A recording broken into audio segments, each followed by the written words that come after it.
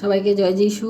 আমাদের মহান প্রেমময় পিতা প্রভু যীশু খ্রিস্টের নামে আমি আজকের সকালে সবাইকে স্বাগত জানাই। আসুন আমরা ঈশ্বরকে ধন্যবাদ দিই এবং আমরা তার চরণে উপস্থিত হই, কারণ আরেকটি নতুন দিন তিনি আমাদের জীবনে যোগ করলেন। তাই আসুন আমরা ঈশ্বরকে ধন্যবাদ দিই এবং তার বাক্য পাঠের মধ্য দিয়ে যাই। আমি আজকে বাক্য পাঠ করব যোহন লিখিত সুসমাচার তার 4 অধ্যায় 1 থেকে 45 পদ। এখানে আমরা সমরীয় স্ত্রীর ঘটনাটি আমরা দেখি। আমরা সবাই জানি এই ঘটনাটি, আমরা আরেকবার নিজেরা পড়ে নেব। এত বড় একটি পদ, মানে এতগুলি পদ, মানে 1 থেকে 45 পদ। তাই আমি এখানে সব পদ পাঠ করব না, আমি কিছু কিছু পদের উপরে ভিত্তি করে আমি গল্পটা আপনাদেরকে শেয়ার করি।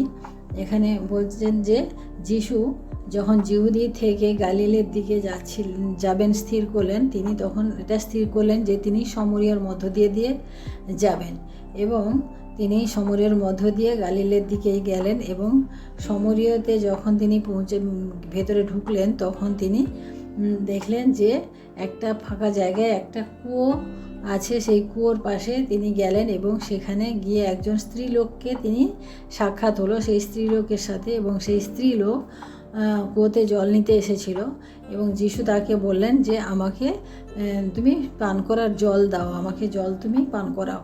তখন সেই স্ত্রীলোকটি বলল যে আপনি জিহুদি হয়ে কি করে সমরীয় স্ত্রীলোকের কাছ থেকে জল চাইছেন।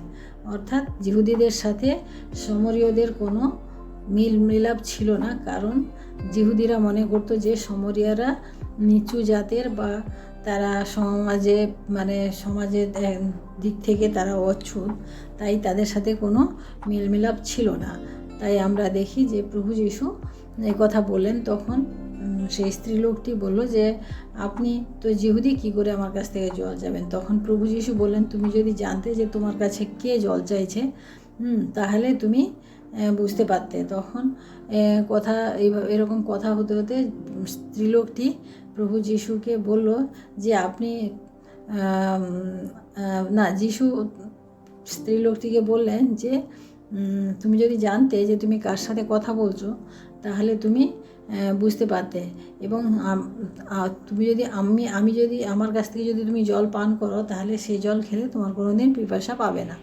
তখন স্ত্রীলোকটি আরও ইন্টারেস্ট হয়ে বলল যে আপনি আমাকে কি করে জল দেবেন, বা আপনি নিজে কি করে জল খাবেন, আপনার কাছে তো জল তোলার কোনো জিনিসই নাই, যে কুয়ো থেকে জল তুলবেন সেটা কোনো জিনিস নেই। তখন প্রভু যীশু তাকে বললেন যে তুমি যদি জানতে যে তুমি কার সাথে কথা বলছো, তাহলে তুমি বুঝতে পারতে। আমি তোমাকে যে জল দেব সে অনন্ত জীবন জল, যে জল খেলে তোমার আর কোনো দিন পিপাসা পাবে না।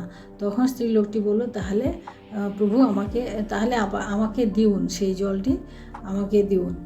তখন প্রভু যীশু তাকে বললেন, ঠিক আছে, আমি তোমাকে জল দিব, কিন্তু তুমি তোমার স্বামীকে ডেকে নিয়ে আসো। তখন মহিলাটি বলল যে আমার কোনো স্বামী নেই, আমার 5-5টা স্বামী হয়েছিল, আমার কোনো স্বামী নেই। তখন যিশু তাকে বললেন যে হ্যাঁ, তোমার 5-5টা স্বামী আগে ছিল, কিন্তু এখন নেই। এখন তুমি যার সাথে থাকো সে তোমার স্বামী নয়। অর্থাৎ এখানে আমরা মহিলাটির চরিত্রের একটা দিক আমরা দেখলাম, যে মহিলাটি 5বার বিয়ে করেছে, তার কোনোবারে বিয়ে টেকেনি, কিন্তু এখন বর্তমানে যার সাথে সে রয়েছে সেটা তার স্বামী নয়, অর্থাৎ একটা লিভিং রিলেশনে সে আছে। তাই আমরা এখানে দেখলাম। আর যখনই প্রভু যীশু মহিলাকে এই কথা বললেন, মহিলাটির তখন আরও বেশি উৎসাহ হলো যে তাহলে ইনি একজন ভাববাদী। তারপরে এইভাবে কথোপকথন এগিয়ে চলছিল এবং তারপরে প্রার্থনা বিষয়ে, প্রকৃত ভজনা করার বিষয়ে যখন কথাবার্তা হলো, তখন তিনি বললেন যে আমি জানি একজন মসীহ আসবে, যিনি আমাদিগকে উদ্ধার করবেন বা আমাদিগকে নিয়ে যাবেন, উদ্ধার করে নেবেন। সেই মসীহর অপেক্ষায় আমরা আছি। তখন প্রভু যীশু তাকে বললেন, তুমি যার কথা বলছো সেই আমি। তখন সেই মহিলা কি করলো, যে তার কলসিটি সে ফেলে, যে কলসিতে জল নিতে এসেছিল সেই কলসিটি ফেলে দিয়ে সে ওই নগরের দিকে চলে গেল এবং নগরে গিয়ে সবাইকে বলল যে আমি একজন লোকের সাথে আমার সাক্ষাৎ হয়েছে, যিনি আমার সমস্ত পুরাতন কথা, আমার সব কথা বলে দিয়েছে এবং আমার মনে হয় তিনি একজন ভাববাদী। তোমরা সবাই চলো, দেখবে তখন গ্রামের সবাই লোক যিশুর কাছে এসেছিল এবং এসে যিশুর কাছ থেকে যিশুর কথা শুনে তারা প্রত্যেকে যিশুকে গ্রহণ করেছিল এবং সেখানে যিশুকে আরও 2 দিন থাকার জন্য তারা অনুরোধ করেছিল। যিশু আরও 2 দিন সেখানে ছিলেন, তারপরে তিনি সেখান থেকে পরে গালিলে চলে গেলেন। এইটা হচ্ছে ঘটনা। এই ঘটনা থেকে আমরা বিশেষ করে যে শিক্ষা পাই, আজকে আমরা এখান থেকে আমরা কি শিক্ষা লাভ করব সেটাই আমি আজকে এখানে পাঠ বলছি। আমরা দেখি যে প্রথমত আমরা দেখি 4 পদে আমরা যখন পাঠ করি, আর সমরের মধ্য দিয়া তাহাকে যাইতে হইল, অর্থাৎ যিশু স্থির করলেন যে তিনি সমরের মধ্য দিয়ে যাবেন। অর্থাৎ যিশু এখানে নিজে মানে তার যে পরিকল্পনা, তার যে কাজ, সেই কাজ, তার পরিকল্পনা, সেগুলো আমাদের বোঝার সাধ্যের বাইরে।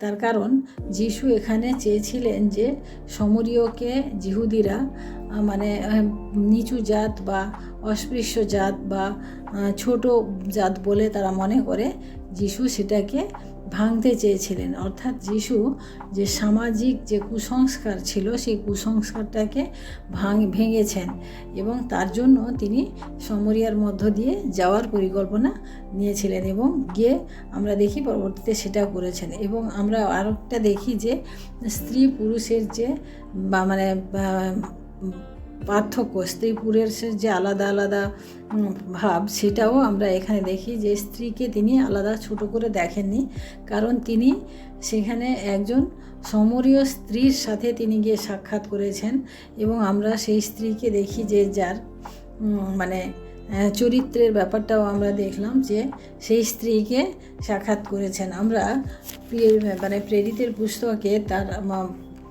2 অধ্যায় আমরা যখন 17-18 পদ পাঠ করি, এখানে আমরা দেখি যে শেষকালে এইরূপ হইবে, ইহা ঈশ্বর বলিতেছেন, আমি মর্তমাত্রের উপরে আমার আত্মা সেচন করিব এবং তাহাতে তোমাদের পুত্রগণ ও কন্যাগণ ভাববাণী বলিব। অর্থাৎ এখানে পুত্র কন্যা উভয়কেই তিনি সমান মানে সমান দিয়েছেন, সমান মর্যাদা দিয়েছেন, কারণ কেউ আলাদা না। যেরকম তিনি জাতপাতের বিচারটাও তিনি তুলে দিয়েছেন, কারণ ঈশ্বরের সৃষ্টি প্রত্যেকে, সেই সৃষ্টিতে কেউ ছোট কেউ বড় এরকম হয় না, কারণ ঈশ্বর তার প্রতিমূর্তিতে আপনাদের প্রতিমূর্তিতে সবাইকে সৃষ্টি করেছেন। আর যেটা সৃষ্টি হয়েছে সামাজিকভাবে সেটা মানুষ তৈরি করেছে। সেই সামাজিক বন্ধনকে তিনি সেদিন মানে সেই বন্ধনকে তিনি মুক্ত করেছিলেন, সেই কুসংস্কারকে মুক্ত করেছিলেন, নারী পুরুষের বিভেদকে তিনি সেদিন মুক্ত করেছিলেন। আমরা দ্বিতীয়ত দেখি যে প্রভু যীশু পাপীকে উদ্ধার করার জন্য এসেছেন, নাশ করার জন্য নয়। আমরা এখানে দেখি যে সমরীয় স্ত্রী, যে স্ত্রীলোকটি বিষয়ে আমরা দেখলাম যে তার চরিত্র যেটা ছিল সেটা হচ্ছে যে সে 5বার বিয়ে করেছে। অর্থাৎ যিহুদিদের মানে নিয়ম অনুযায়ী এই ঘটনা যে 5বার স্ত্রী যে বিয়ে করেছে, আমরা দেখি যে আমরা ঈশ্বরের বাক্যে আগেই আমরা দেখেছি যে যেখানে যিহুদি স্ত্রীলোক, যে ব্যভিচারী স্ত্রীলোককে ধরা পড়েছিল, সে ফরিসিরা নিয়ে এসেছিল যিশুর কাছে এবং বলেছিল যে একে পাথর মেরে একে হত্যা করার জন্য। প্রভু যীশু কী বলেন? কিন্তু প্রভু যীশু তাদেরকে বলেছিলেন, তোমাদের মধ্যে যে কোনো দিন কোনো পাপ করেনি সেই প্রথমে তাকে পাথর মারবে। এবং আমরা দেখেছিলাম যে কেউ সেখানে আর ছিল না, কেউ পাথর মারেনি, কারণ প্রত্যেকে পাপী। তাই প্রভু যীশু সেই পাপীকে উদ্ধার করার জন্য, অর্থাৎ যে সমরীয় স্ত্রী সে সমাজের দৃষ্টিতে একজন পাপী মহিলা ছিল আমরা দেখি, কারণ সে যখন জল নিতে এসেছিল সেই সময়টা ছিল দুপুরবেলা, অর্থাৎ বেলা অনুমান 6ষ্ঠ ঘটিকা, অর্থাৎ দুপুরবেলার সময়, কারণ দুপুরবেলা রোদের মধ্যে কেউ জল নিতে আসে না, কিন্তু সেই স্ত্রীলোককে আসতে হয়েছিল। তার কারণ হচ্ছে যে সে জানতো যে তার যে চরিত্র বা তার যে জীবনযাপন, সে তাতে অন্যেরা খারাপভাবে দেখবে এবং খারাপভাবে তাকে ইঙ্গিত করবে, খারাপভাবে তার সাথে আচরণ করবে। তাই সে সেই সময়টাকে বেছে নিয়েছিল সেই রোদের মধ্যে। আর যিশুও ঠিক সেই সময়টাই বেছে নিয়েছিলেন তার সাথে সাক্ষাৎ করার জন্য। অর্থাৎ যিশু পাপীকে কখনোই নাশ করেন না, কিন্তু উদ্ধার করার জন্য আসেন। আমরা দেখি যে সেই সমরীয় নারী যখন যিশুর সাথে সাক্ষাৎ হলো, সে কিন্তু তার যে নিজের জীবনের জন্য তার কিন্তু কোনো ভয় বা কোনো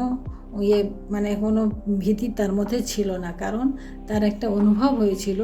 আর যিশু তাকে কখনো দোষ দেননি। আমরা আরেকটা দিক দেখি যে যিশু তাকে কখনো দোষ দেননি যে তুমি এরকম করেছো, এই করেছো, এটা বা পাপী, এরকম কিছু বলেননি। তিনি কিন্তু সেই ঘটনাটা তার সামনে তুলে ধরেছিলেন যাতে তার জীবনে সে অনুভব করতে পারে, তার নিজের জীবন সম্পর্কে সে বুঝতে পারে। তাই প্রভু যিশু এখানে পাপীকে উদ্ধার করতে এসেছিলেন। আমরা তৃতীয়তে দেখি যে প্রভু যিশু কাজ করার একটা সময় আছে। আমরা দেখি যে সেই সময়, অর্থাৎ সেই দুপুরবেলার সময় প্রভু যিশু তার সাথে সাক্ষাৎ করেছিলেন। আমরা অনেক সময় তাড়াহুড়ো করি যে আমাদের কাজ হচ্ছে না কেন, আমাদের প্রার্থনা ঈশ্বর শুনছেন না কেন, কিন্তু প্রিয় ভাই বোনেরা, প্রভু যিশুর সময় থাকে, তিনি তার সময় অনুযায়ী তিনি কাজ করেন। আমরা চতুর্থতে দেখি যে প্রভু যিশু আমাদের জীবনকে বদলায়, অর্থাৎ সেই সমরীয় স্ত্রী যে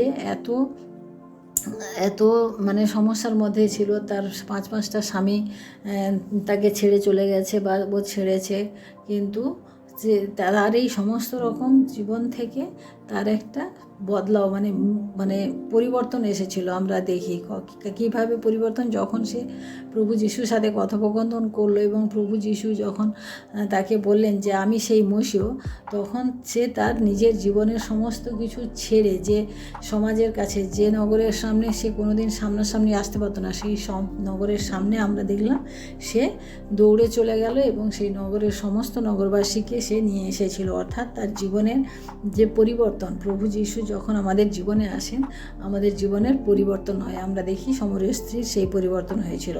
প্রভু যিশু আমাদের সকল পাপ মাফ করেন। আমরা দেখি যে প্রভু যিশু এই সমরীয় স্ত্রীকে কখনোই পাপী বলে বলেননি, কখনোই তাকে খারাপ বলেননি, কখনোই তার সাথে কিছু সেরকম নেগেটিভ কথা বলেননি।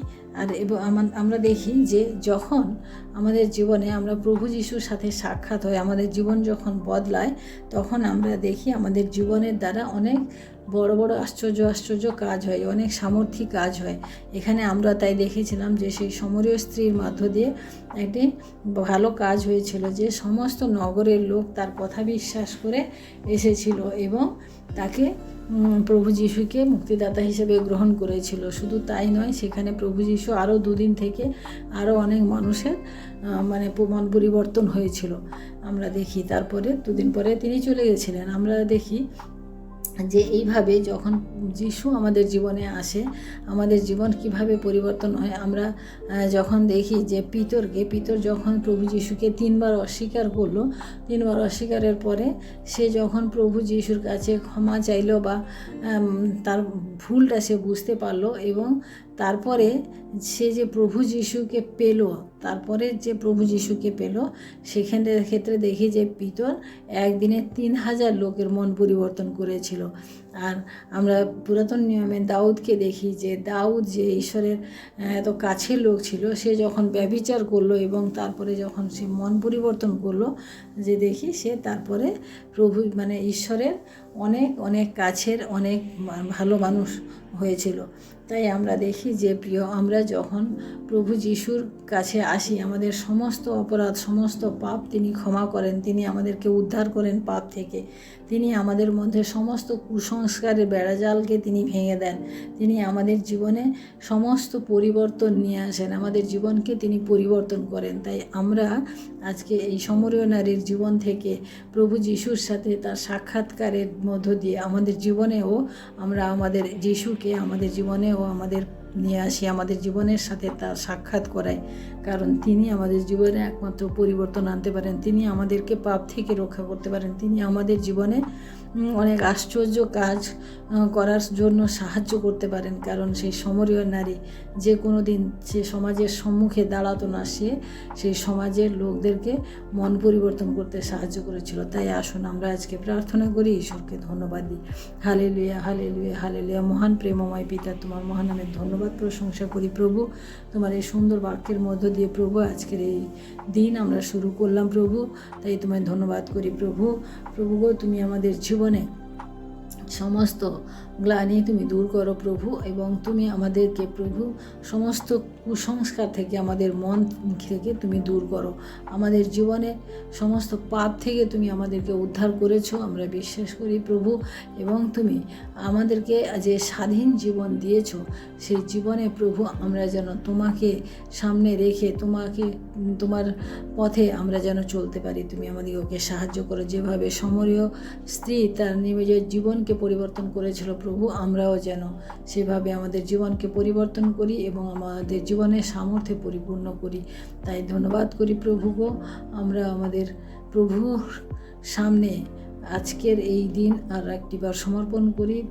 আমাদের জীবনে তিনি আমাদেরকে সাহায্য করবেন, আশীর্বাদ করবেন। তাই ধন্যবাদ করি প্রভু, তোমার মহান গৌরব করি, তোমার নামের প্রশংসা করি। আজকে সারাদিনে ভার তোমার হাতে রাখি, তুমি দয়া করো, সাহায্য করো। সমস্ত মহিমা গৌরব প্রশংসা তোমাকে দিয়ে এই বিনতি প্রার্থনা চাই আমাদের মুক্তিদাতা ত্রাণকর্তা প্রভু যীশু খ্রিস্ট তোমারই নামে, আমেন।